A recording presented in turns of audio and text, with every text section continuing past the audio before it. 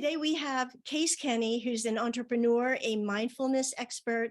He's also host and founder of the top 25 Apple podcast called New Mindset Who Dis. He is beloved, I'm going to go ahead and say beloved, by some of today's biggest celebrities, including Hailey Bieber, Sophia Bush, and Lucy Hale. And Case has been featured on Good Morning America. You also might recognize him from his viral coffee cup and Post-it quotes on Instagram, which have been shared by millions and featured by Complex, Women's Health, Cosmopolitan, and many more. So did I miss anything? No, that's me. It's very impressive.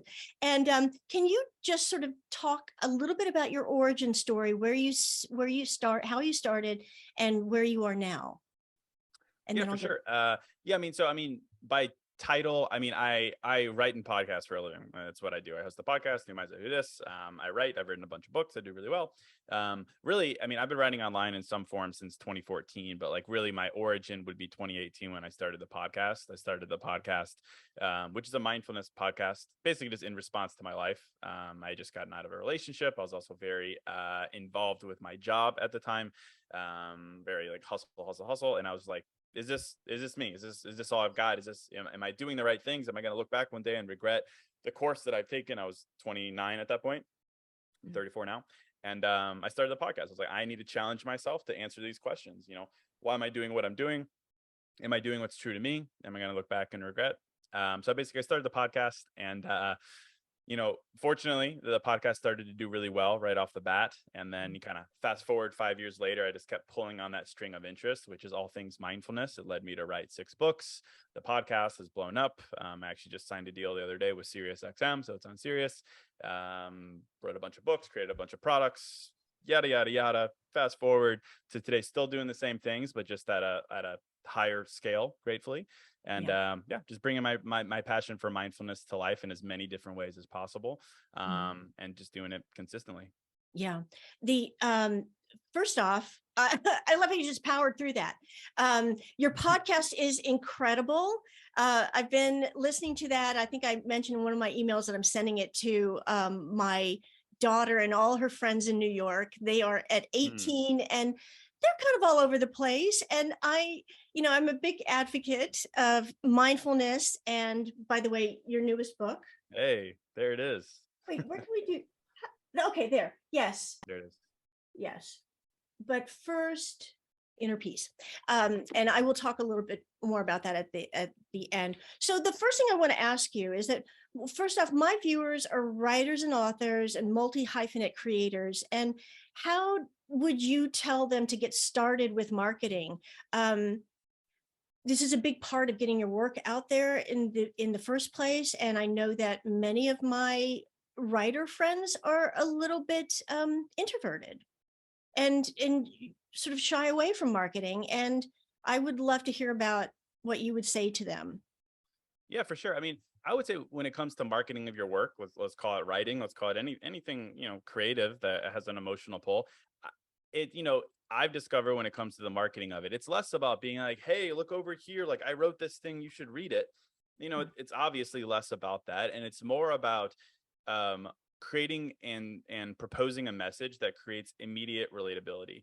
The only reason I think I've been successful, frankly, is that my writing and the way that I market it and speak about it provides immediate relatability. Someone can look at what I've written, someone can read the subtitle, read the first page and be like, wow, I can apply this to my life very, very quickly. So, I think, depending on what you write, depending on, the genre that you write, it might vary with the actual content, but the way that we speak about it, the way that we position it to potential audiences, buyers, consumers, I very fundamentally believe it comes down to that relatability. Can you speak specifically to life experiences that people can point to, but contextualize it in a way that's broad that you can get a lot of people in? So my material, I talk about a lot of different things from a mindfulness perspective, but I tend not to approach things like how to be happier. I tend to approach things from the standpoint of, have you been through a breakup? Do you feel lost? Very specific things that people are like, yes. And then, oh, yes, I would like to be happier, not the other way around. So I just think when it comes to marketing, it's all about being specific for the purpose of being relatable. And, I think I've realized a lot. There's, a temptation a lot of times in marketing to be like, I did this and here's my reasoning and here's my why, which I think is powerful. I think an even more powerful way to market is to say, is to really drive home the point that the content, the product, the writing is about the consumer. It's not about me, it's about you. It's about you immediately putting yourself in that place. And I think that's what marketing is all about, figuring out a way to do that in whatever format it is, whether it's through an email list, whether it's through video or social. Mhm. Doing that, I have just found it's not a sell. You're not selling then. You're saying, hey, here's context. And then if someone can put themselves in that context quickly, then they're much more likely to buy your product or, enjoy your writing or whatever it may be. Yeah. Can you talk a little bit about your Instagram account and how I seem to remember that you had a specific niche that you were talking to, and that niche sort of changed to more like women. I Yeah. think it's, Yeah. yeah. So talk about that, and then the actual post-it notes and the coffee mugs that you put, the quotes that you put up, and how that developed. Yeah. So, I mean, to your point, if you go to my Instagram, it's pictures of me, or but more so, it's pictures of these quotes that I live in Chicago downtown. It's pictures of quotes that I put up around Chicago, either on post-it notes, pieces of paper I like to write on coffee cups. I walk around, take pictures of them, leave them up on street signs, whatever it may be. That's like my thing. And I tend to write in a red Sharpie and in my handwriting, and kind of known for that in a sense. Mhm. uh I started writing online in 2014, and then even when I started the podcast, I didn't set out to be like, I want women to be my target demographic. It just kind of ended up being that way, that I think a lot of women gravitate towards the message, towards the vulnerability. Plus then I think it became this compounding effect that women, it seem to be more eager and willing to share messages of sensitivity and mindfulness more so than men. So it just became this thing, stone rolling downhill, and Mhm. ended up with an audience that is majority female, which is fantastic. Yeah. And I realized that, and started trying to be empathetic, and put myself in a position to provide value towards women as a first pass. But then the content on Instagram, you know I was like, how I want more people to listen to my podcast. I want people to buy my books and do this and do that. How can I evangelize my message? I was like, well, Instagram, obviously, social. But I was like, everyone does inspirational quotes on the internet. That's great. I always Mhm. find value. But I was like, for me to go and fire up Canva, for instance, and create a one by one digital image with a quote on, I was like, that doesn't feel real and tangible enough. I was like, I live in downtown Chicago, beautiful city, beautiful backdrops. I drink a lot of coffee. Why not write on a coffee cup? Why not make it real? And Yeah. I started to do that in 2020, and was kind of first in some sense of doing that, of like writing real life quotes and taking pictures of it. And I think I was just early enough where it started to take off. I was getting, millions and millions of shares on these things, and just kept Yeah. doing it and doing it.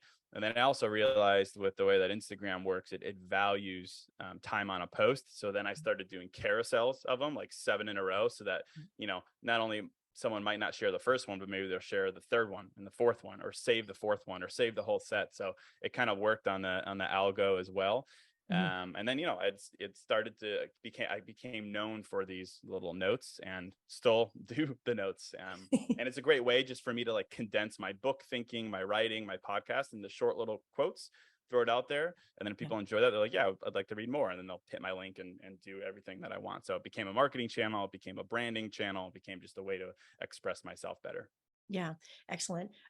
Tell me a little bit about, did you start with journals? Did you start with writing and self-publishing? How Yeah. did you get into So I started with journals. So my first that? journal I released in 2020.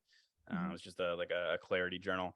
And then from there, I'm really interested in like interactive writing. So I am coming out with a full book a year from now. That's just a book. But between 2020 and now, I've released a bunch of different journal concepts that are like 50% journal, 50% book, 80% book, 20% journal, basically with the idea of providing people with perspective, as with the book, but really driving it home with interactive journal prompts. So you could read something that I wrote, and then you can make it real in your life. I have found that format works really well, particularly in the non-fiction self-development industry where, people can read someone's perspective and read a life truth and be like, oh, that's pretty cool. That's a good saying. But what really makes it valuable and what really makes fans of people out of your writing is when they can sit down and apply it to their life. To my whole point of relatability, you write a chapter and you give someone a prompt that they can then take that chapter and put it into their own words and apply it to their own life. That's Yeah. always been my kind of ethos towards content creation, and that works really well. So it's kind of like a book journal prompt hybrid. Yeah, which is what But First Inner Peace is. I really Yep. like that about it. Yeah, it is very interactive.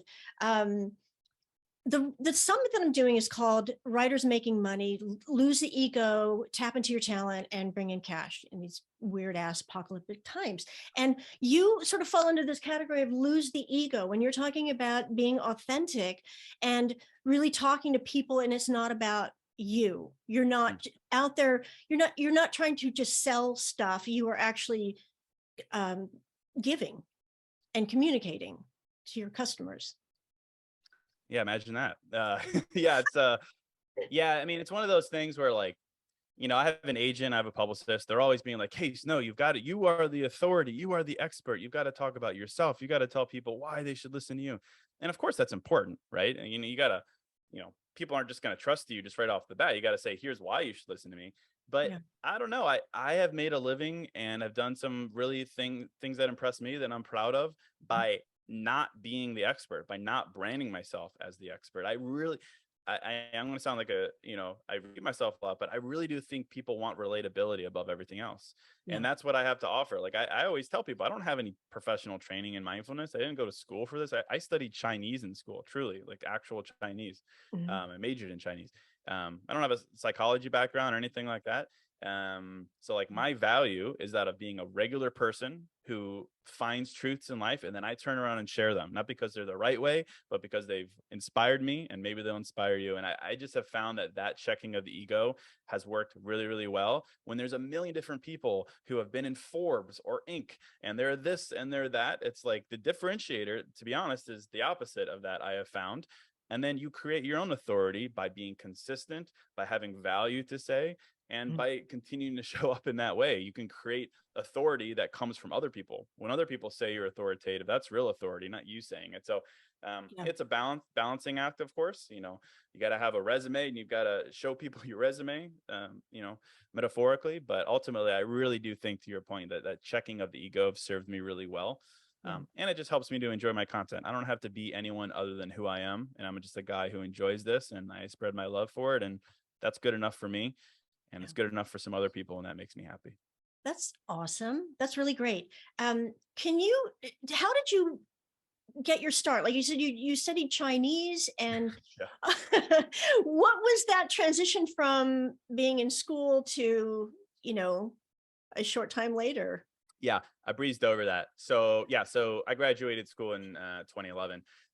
Studied Chinese and Arabic. It was a double major, and then I did Hindi and Urdu. My whole thinking was to either do international business with Chinese or to do some government work with the other more Middle Eastern focused languages. And I dabbled in some of that. I lived in Shanghai for a bit, but Mhm. ultimately moved to Chicago and worked in advertising from 2011 to basically the end of last year. Oh, yeah. And learned a lot in advertising, learned a lot in marketing. That's kind of where I got my chops there. I did sales for an advertising company as well.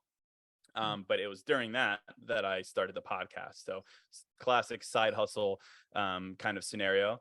Mhm. And yeah, eventually, I got to the point where I was like, I can stop doing this and focus on my writing full time, and did that. And the rest is history there. But I never studied mindfulness, never had a penchant for it. If anything, I was kind of cynical towards self-help, just kind Mhm. of being like, oh, what do they know? And I would probably lend a little of that just kind of being younger and immature. But I started the podcast, to my point, in 2018. And, through the process of asking myself questions and just doing it repeatedly, I realized what I was doing, which was mindfulness. Yeah. All mindfulness is self-awareness in the form of why, WHY. And I Mhm. just realized through that process what I was doing. And, it was really cool to see it help other people. And then, it kind of became my own therapy. So it became this very like meta loop of it helps me, it helps other people. I can make a living from it. If you're familiar with the concept of ikigai in Japanese, which is like Yeah. the overlap of what you're good at, what serves other people, what you can get paid for. I was like, I stumbled into it quite literally. And then I just became obsessive. You Yeah. talk about 10,000 hour rule and expert this and expert that. I have put 10,000 hours plus into just doing these things. And mindfulness is one of those things that you get better at it as you practice it. Any creative skill is one of those things that you get better as you practice it. So it just became this thing where I just got really good at expressing myself, really good at simplifying emotions and presenting it in a way that is relatable. And here I am now doing it for a living. It's not something I set out to do by any means. So I think it's the most rewarding in that sense. Yeah. I like that you are coming at all of this from international business, that all of that informs, and also advertising and marketing, which weirdly, I started in international business and then I went into advertising and marketing for many years. Yeah. Wow. And I know, We have a lot in oddly. common. Yeah. And because maybe it's the coffee, you have gotten, you just put so much information into such a short amount of time. We don't need to keep talking because this is a lot to process. Um, I promise that we'll keep the interview short, and I know you're busy. So I just want to say, one thing before I go, you're offering a 20% discount on your books and your journals on your site. I'm going to have all that information in the emails that go out, and we can wrap it up. This has been All right. so fast and laser focused. That's how I operate. Yeah, happy to help. I mean, I hope that was helpful. I love to talk about myself, of course, but I love to genuinely offer what I've learned, because I have learned a lot over the years. I've tried a lot of different things, and I'm grateful to be at a point where I can turn around and share with people. So if that was helpful, Yeah. I'm glad. Makes me happy. For sure. And I will also share your Instagram. Not that you need any more followers, but I'm going to send some your way. And Appreciate it. yeah. And Case Kenny, I so appreciate it. And stay on for 1 second. We're going to stop recording. Okay. Bye, everyone.